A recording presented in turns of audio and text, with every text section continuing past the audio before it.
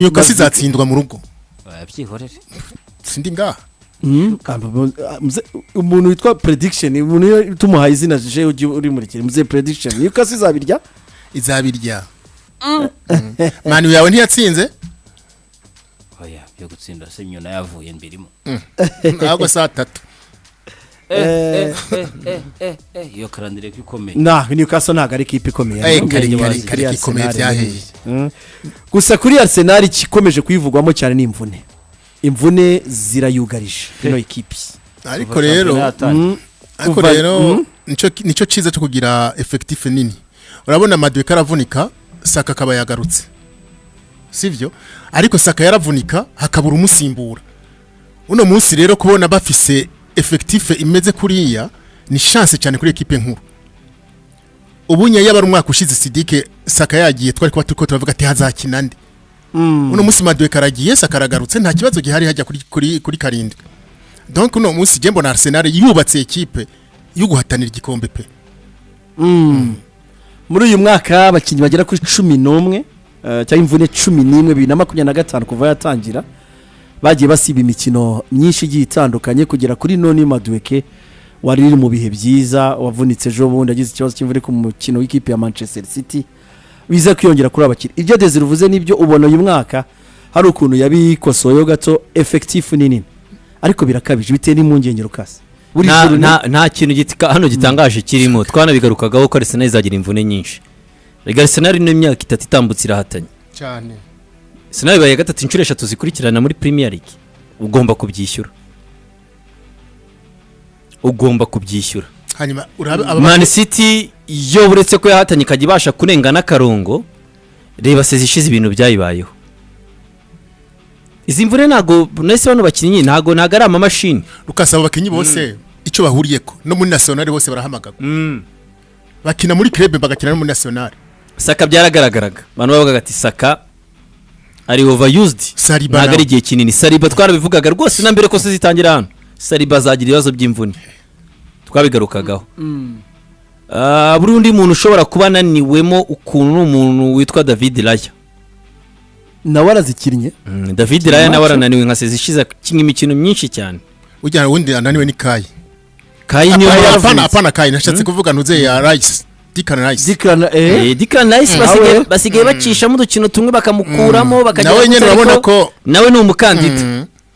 ni umukandida kumva niko bakinga imikino barimo gukina imikino myinshi muri kino gihe barimo barakina imikino myinshi kandi humura se wowe nyene bazovunikisha oya amakipe menshi azagira ibibazo by'imvune mu Bwongereza imikino yabaye myinshi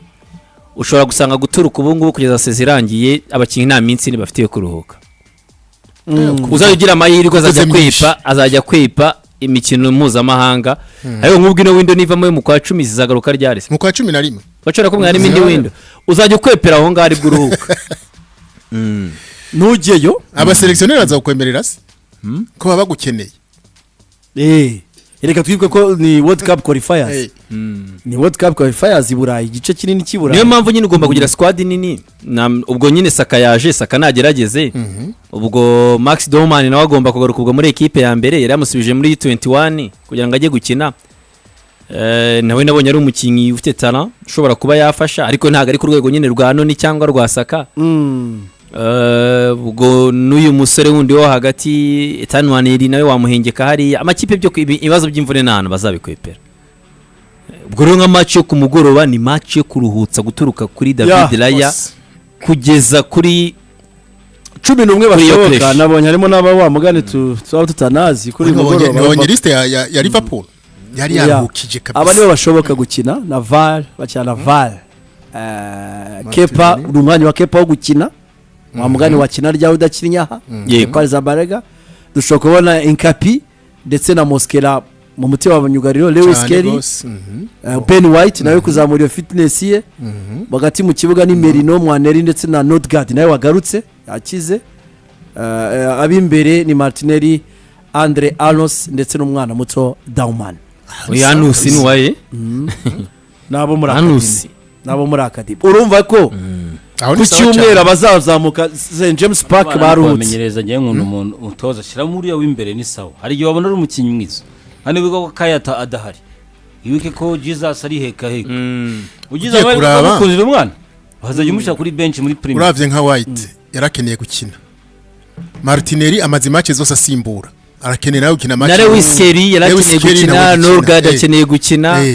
aba nk'iyi liste ni sawa cyane abandi bicare hajya baruhuka ni ikipe niba ari no urishimira kuva muri Gasogi ukaza kwicara muri APR ku ntebe Norgard ari kapiteni wa Brentford ariko na Brentford nyine ne Arsenal ari kapiteni wa Brentford bazamuye Frose ajyayo yanyanyagiye kandi kuza ari mwanya azapfa kubona ariko imvune zizaza mugane nawe ajye mu kibuga yagize ibyago ejo bundi yagira ikibazo cy'imvune ubundi no mikino agomba kuba akina reka turebe kuko ni umukinnyi nawe umenyereye Premier League ibi ni ibyirijoro ni ibyirijoro uriya mwana Domani Genuine niwe turi kumwe nawe cyane ni ibyirijoro ni ibyirijoro wishuka abantu ibi ntabwo tubitindaho nanjye ndi kumwe na Sheikh wishuka abantu Newcastle United St James Park ni kuri weekend ariko muri rusange ara no harakaze ni umutoza bavuga bati package yo kongera gutakaza amanota utakaje amanota ugashyirwamo amanota 8 cyangwa ari hejuru y'amanota 5 byaba bikabije kuri Liverpool idashoboka idahagarika bibaye 8 byaba ari akabazo ugomba gutsinda St James Park ugasigarana mwabiri wenda Newcastle iga Liverpool igihagarikwa si Crystal Palace Palace iri mu kazi Crystal Palace cyane ari kwa Palace muri mu kazi Liverpool babamazemo Crystal Palace yatsindwa Liverpool yitsinda bimeze gute championnat yatsindwa Crystal Palace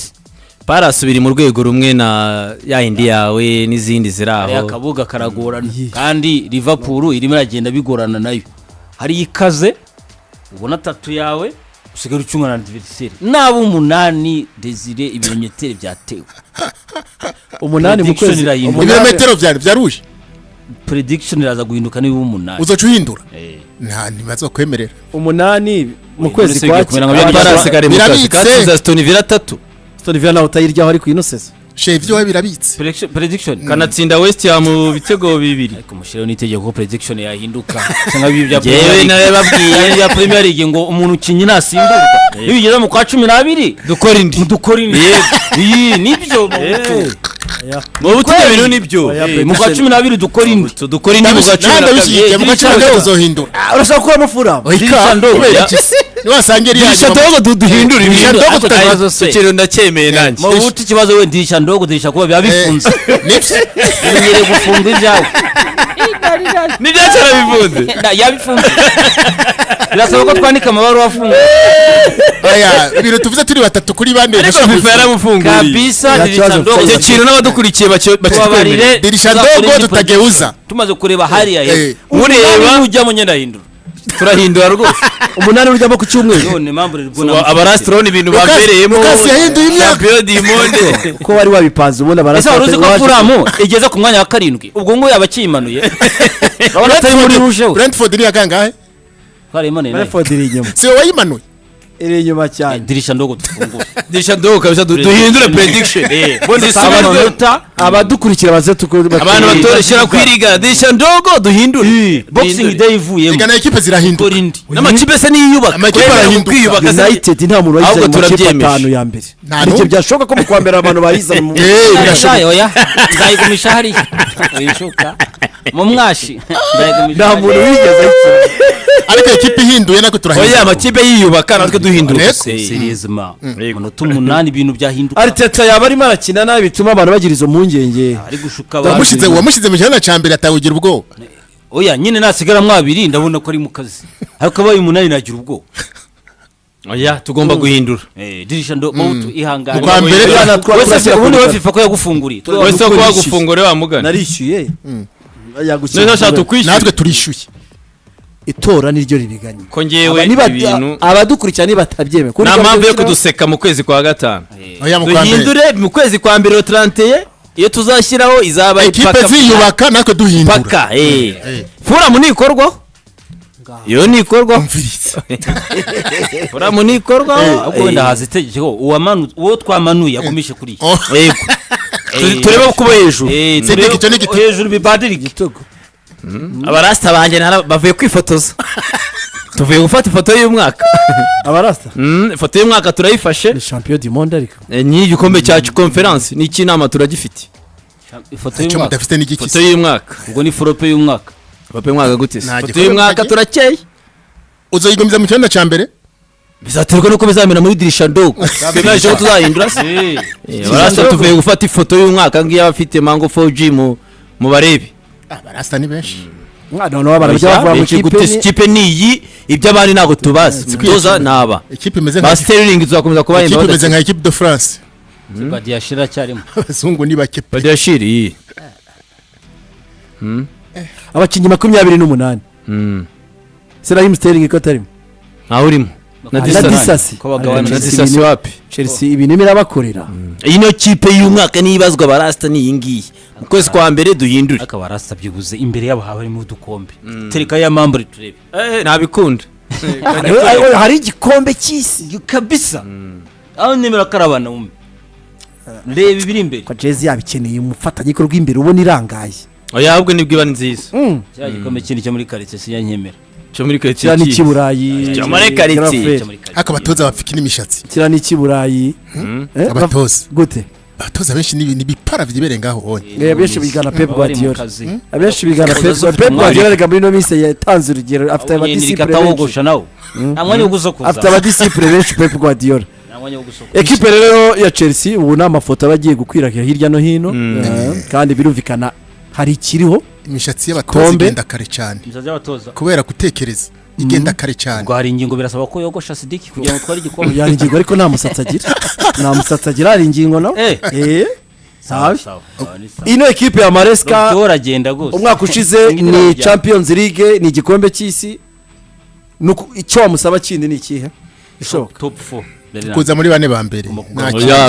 agomba gutwaramo kari cup agatwaramo FA ubundi tukanareba ko Champions League na Premier League ari cyane ariko akagomba kuboneka igikombe cyo gutereka hariya byo muri quartier wapi byo muri quartier